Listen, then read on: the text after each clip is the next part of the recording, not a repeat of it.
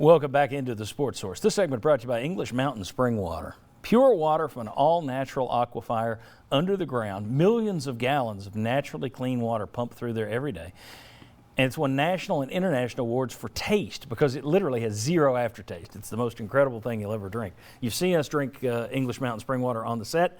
Comes right out of Dandridge from a spring up there. It's fantastic. Contact the folks at English Mountain Spring Water to get a sample. They deliver to homes. They deliver to businesses. You can visit them at EnglishMountainH2O.com. Do so this week.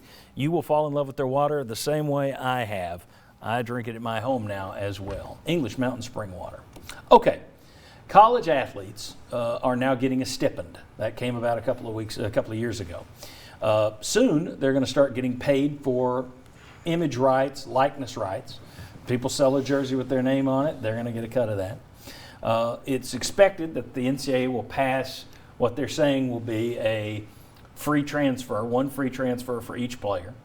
This week, 30 UCLA football players asked for a third party, an independent third party, to oversee health and safety regulations, and that they want those safety codes and limits posted in public. Don't know if that's going to come about. That's one school, but I can't remember anything like that happening before. Point of that is, I throw all those out there.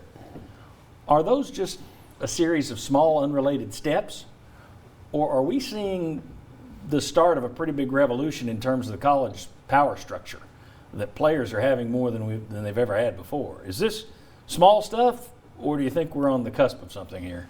Well, I think the name, image, and likeness and the looser transfer rules are definitely related, part of a player empowerment trend.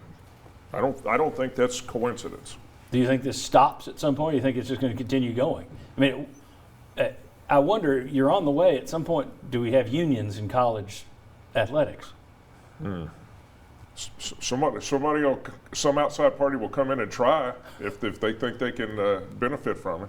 Yeah, probably. Look, I think there are a lot of movements involved here also. I think there's going to be the time when, okay, when they get this, they get this, they get this, and that's going to be pay me or I'm not going to play.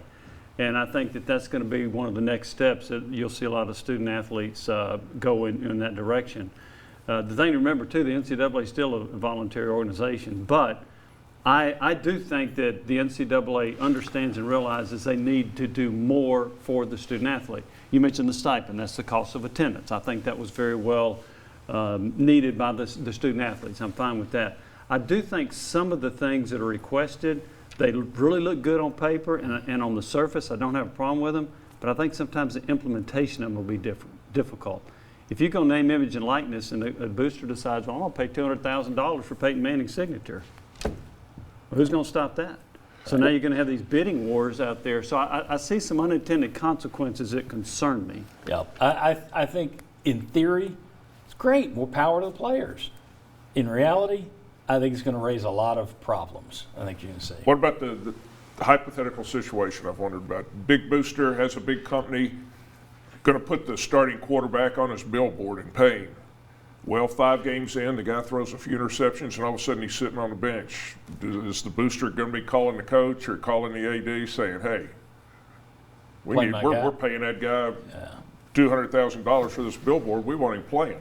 It's an interesting take. I hadn't thought about that. I mean, that's a lot of different. I think this is going to raise a lot of questions. The more you open these doors, it looks good, sounds good, but there are dangers behind those doors once you open them. Yeah. That coach might say, I'm making more money than that player's getting, so I'm pinching him. For now, I'm trying to, yeah, for now. All right. 3 former Vols are up for the College Football Hall of Fame. If we had one vote for those 3, who do we give it to? Going back on the Sports Source.